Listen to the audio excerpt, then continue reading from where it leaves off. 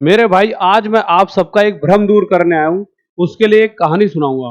परंतु उस कहानी को सुनाने की वजह क्या है, आपका भ्रम दूर करने की वजह क्या है, ऐसा कौन सा भ्रम है जो मैं दूर करना चाह रहा हूँ। तो वजह थोड़ी सी बता देता हूँ, जिससे उस कहानी को जब मैं सुनाऊं और उसके बाद उसका अर्थ बताऊं तो आप समझ पाओ। जैसा कि आप सभी को पता है, कुछ ही दिनों में यानी जुलाई के एंड तक कहीं ना कहीं आपके एनटीपीसी के फॉर्म निकल जाएंगे, लेवल 4, 5, 6 और 2 और 3 के। अब यहाँ पर मैं आपको कुछ बातें बताऊंगा, पर उन बातों को बताने से पहले एक कहानी सुना देता हूँ। बहुत ही प्यारी, स्टूडेंट्स लाइफ के लिए बहुत जरूरी कहानी है वो। एक बार क्या होता, बहुत पहले के जमाने की बात है। जो पहले जमाने की बहुत कहानियां किसी ने पढ़ी हो तो वो एक कहानी है जो अक्सर आपने भी सुनी होगी, नहीं सुनी होंगी तो आज सुन लीजिए। एक बार क्या होता है, एक बालक की लड़ाई हो जाती है दूसरे गांव के किसी बच्चे से। तो वो अपने गांव पहुंचता है कि ऐसे ऐसे भैया मुझे पीट दिया। वहां पे 10-11 लोग इकट्ठे हो गए। भाई पहले गांव के गांव चले जाते थे, आजकल तो कोई किसी का इतना साथ नहीं देता। हाँ, गांव में आज भी एक साथ रहते हैं, बट पहले बहुत ज्यादा था कि भाई पूरा गांव चले आता था। तो वो गए सामने वाले गांव से लड़ने, और वो खाली हाथ चले गए। उन्हें लगा रहे हम तो फाड़ देंगे बीच में से, तो खाली हाथ पहुंच गए। अब सामने क्या हुआ, सामने वाले जो गांव वाले थे वो लठ के साथ तैयार थे, ठीक है, जो डंडे होते थे पहले। तो उन डंडों से उन्होंने भाई खूब मार लगाई। अब भाई वो गांव वाले पिट पाट के आ गए। अब वो जब आ गए तो अगला प्लान बनाया कि इस बार हम भी डंडे लेकर जाएंगे, और जहां 10 थे वहां 20 जाएंगे। अब ये गांव वाले 20 डंडों के साथ, 20 लठ के साथ लड़ने चले गए। पर सामने वाले लोगों ने पहले से ही क्या जमा कर रखी थी, तलवार।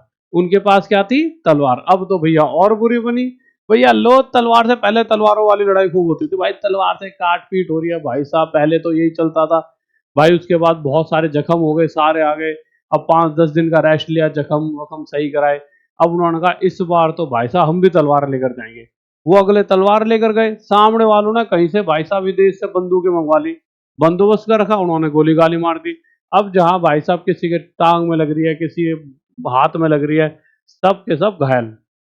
अब इस कहानी से स्टूडेंट्स लाइफ पर क्या समझ आता है, आप एक चीज समझिए, अगर उन्हें पहले से पता हो, अगर उन्हें पहले ही पता होता कि सामने वाले डंडों के साथ तैयार हैं, और वो पहले से ही बंदूक या तलवार के साथ जाते, तो वो उस लड़ाई को पहले ही जीत जाते। यानी कि जिस युद्ध में हम जा रहे हैं, जिस लड़ाई को करने के लिए हम जा रहे हैं, उस लड़ाई में अगर मुझे पता है दुश्मन कितना ताकतवर है या किस तरह का दुश्मन है, हमारी लड़ाई किससे हो रही है, शरीफ आदमी से या बदमाश से है, तो हम तैयार रह सकते हैं। इसी तरह से एग्जाम पॉइंट ऑफ व्यू से भी आपको ये समझना होगा, जब भी आप तैयारी करते हो तो आपको पता होना चाहिए कि जिस एग्जाम की हम तैयारी कर रहे हैं उसका लेवल क्या रहता है, किस तरह का एग्जाम आता है, किस तरह के क्वेश्चन पूछे जाते हैं, और कितनी कट ऑफ पहले जा चुकी है, उसके हिसाब से आज का टाइम क्या कहता है, और इस बार कितनी कट ऑफ जा सकती है, उसी हिसाब से आपको मेहनत करनी होगी। तो इसीलिए मैं इस वीडियो को लेकर आया हूं, जल्दी जल्दी चीजों को क्लियर करता हूं।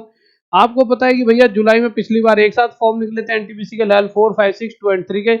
बट इस बार 2 और 3 और 4, 5, 6 के अलग अलग निकलेंगे। 4, 5 एंड 6 की बात करूं तो एक ग्रेजुएशन लेवल वाले होते हैं, और अगर 2 एंड 3 की बात करूं तो ये 12th वाले होते हैं। अंडर ग्रेजुएट इन्हें कहते हैं, जो 12th वाले बच्चे जिन्होंने ग्रेजुएशन नहीं की होती। और अगर हम बात करते हैं एज की मेरे प्यारे बच्चों, तो जनरल वालों की जो एज रहेगी वो 18 से वैसे 30 होती है, पर 3 साल एक्स्ट्रा मिलेंगे, क्योंकि जैसा कि आप सभी को पता है कोरोना काल में कोई वैकेंसी नहीं आई, तो इतने लंबे समय के अंतराल पर अगर वैकेंसी आ रही है तो 3 साल आपको एक्स्ट्रा मिलेंगे ही मिलेंगे। ओबीसी की मेरे भाई अगर मैं बात करूं तो 18 से 33 के साथ साथ 3 साल एक्स्ट्रा छूट, यानी कि 18 से 36 हो जाएगी ओबीसी की। और अगर मैं यहाँ पे बात करता हूँ तो 35 में अगर आप 5 जोड़ देते हो तो 18 से 40 हो जाती है एससी एसटी की। तो ये तो हो गया कि उम्र। अगर मैं बात करता हूँ मेरे भाई पोस्ट क्या क्या रहती है, यानी कि जो 12th वाले बच्चे जिन फॉर्म को भरेंगे, वो वाले जो अंडर ग्रेजुएट वाले फॉर्म है, उनकी पोस्ट रहती है 2 और 3 वाली। 2 में कौन कौन आता है, जूनियर क्लर्क कम टाइपिस्ट, अकाउंटेंट क्लर्क कम typist, junior time keeper, train clerk और कमर्शियल कम टिकट। अब आपको सर गुरुजी हमें क्यों बता रहे हो, बच्चों आपको अगर यही नहीं पता होगा आप किस एग्जाम के और किस पोस्ट के लिए लड़ाई कर रहे हो, तो आपके अंदर मोटिवेशन नहीं रहेगा। आपको जब पता चलेगा कि यार मैं तो जूनियर क्लर्क कम टाइपिस्ट बन जाऊंगा, या फिर ट्रेन क्लर्क बन जाऊंगा, या कमर्शियल कम टिकट क्लर्क बन जाऊंगा, टिकट क्लर्क बन जाऊंगा, तो आपको एक अलग से वो होगा, फीलिंग आएगी। कोई पूछेगा भैया कहाँ काम कर रहा है, अरे जी मैं तो मतलब कि क्लर्क हूँ, टिकट क्लर्क हूँ, कुछ ऐसा कहोगे तो थोड़ा सा फर्क पड़ता है। भैया बहुत बेहतरीन, कहीं तो शादी पक्का है वहां, मतलब समझ रहे हो, थोड़ा सा ना फर्क पड़ता है। पोस्ट अच्छी होती है तो उसका मजा ही अलग है। देखिए ऐसा नहीं है सरकारी नौकरी में किसी को 30 मिलते तो किसी को 50 मिलते तो किसी को 70, सैलरी बहुत ज्यादा डिफरेंस नहीं पैदा कर पाती, क्योंकि वही मैक्सिमम 1 लाख तक तो बट मुद्दा क्या है सारा के लिए रिस्पेक्ट का, सबके सब रिस्पेक्ट के लिए ही लड़ाई कर रहे हैं। जो भी गवर्नमेंट एग्जाम की बच्चा तैयारी करता है वो वही बच्चा कर रहा है जिसे अपने मम्मी पापा और अपनी रिस्पेक्ट पसंद है और वो चाहता है समाज में उसकी इज्जत हो।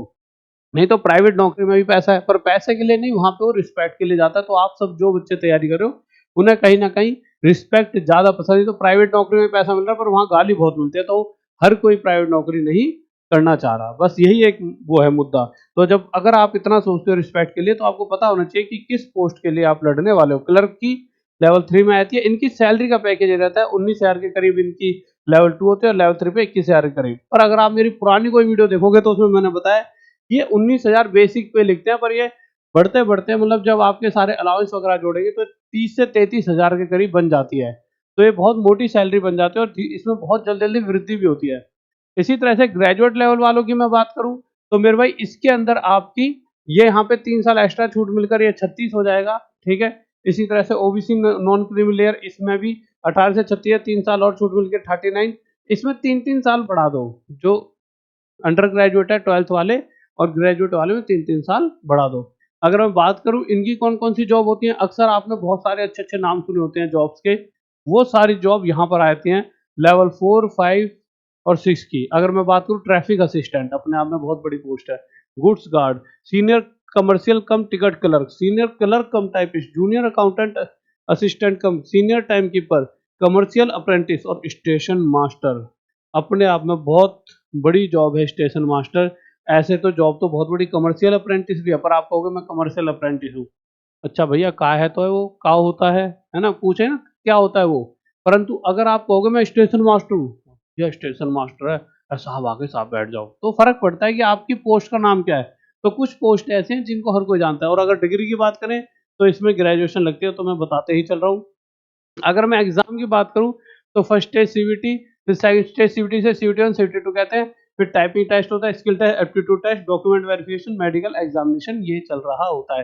पेपर की बात करूं तो भैया वही सेम, चाहे आपका लेवल 2, 3 हो, चाहे आपका 4, 5, 6 हो, सभी में ये आता है। मैथ्स आती है, जनरल इंटेलिजेंस जिसे रीजनिंग कहते हैं, जनरल अवेयरनेस, 30-30-40 क्वेश्चन आते हैं, 90 मिनट लगते हैं, 1/3 की नेगेटिव मार्किंग आपकी यहाँ पर होती है। 100 क्वेश्चन, एक एक नंबर का एक क्वेश्चन होता है, 100 ही नंबरों का पेपर आ रहा होता है।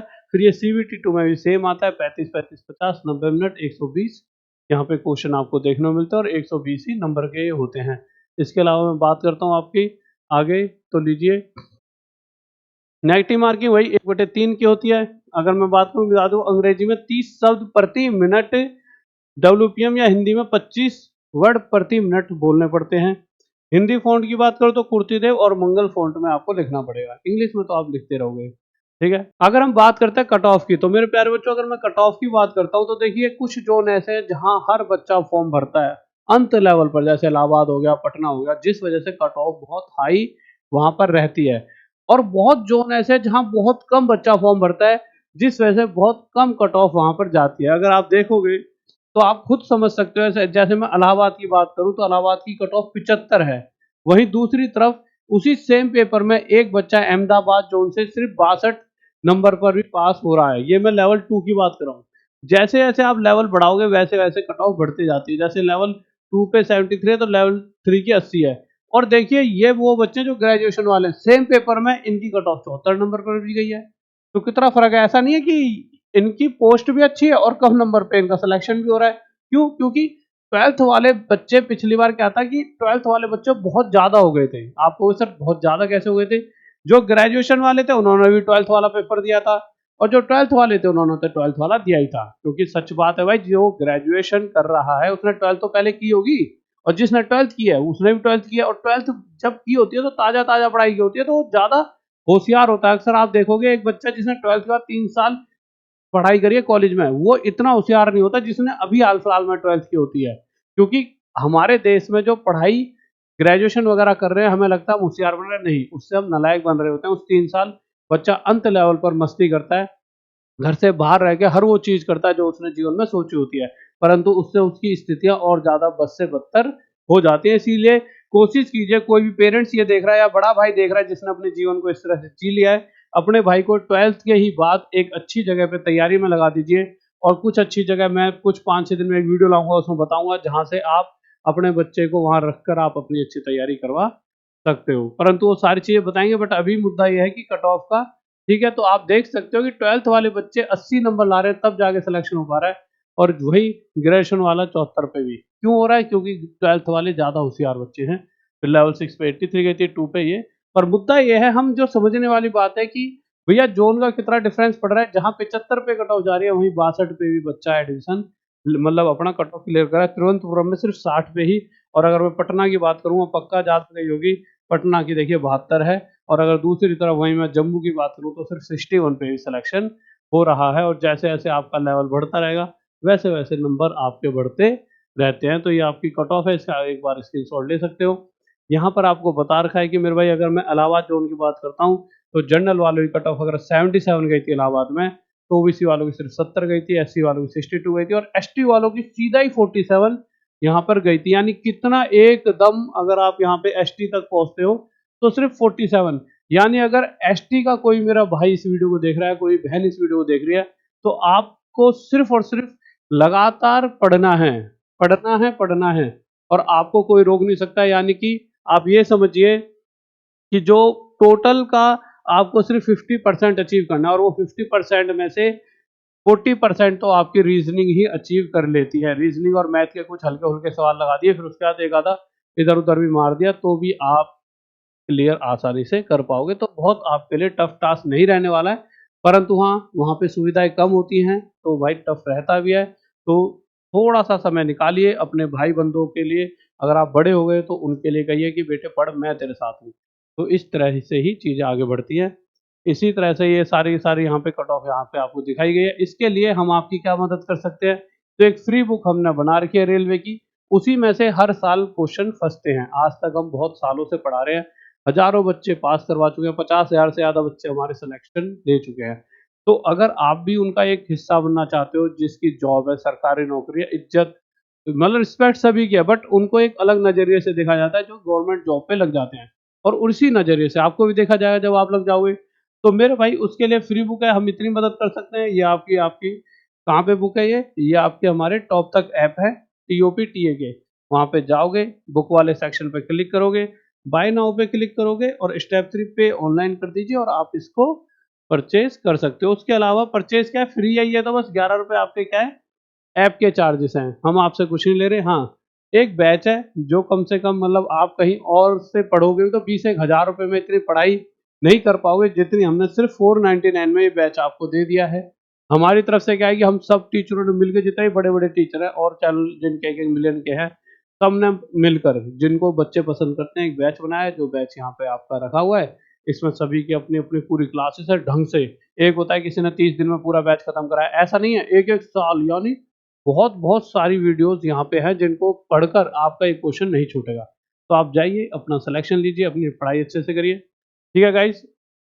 ओके बाय, फिर मिलते हैं रोज़ टॉप तक पर। चैनल को सब्सक्राइब भी कर लीजिए, इसलिए कि आगे जाके जैसे-जैसे कोई भी इन्फॉर्मेशन रेलवे की आती है, मैं आप तक पहुँचाता रहूँगा, और धीरे-धीरे कुछ वीडियोज़ डालूँगा आपके लिए यूट्यूब पर ही, पढ़ाई से related. Okay guys, bye, love you, जय हिंद, जय भारत।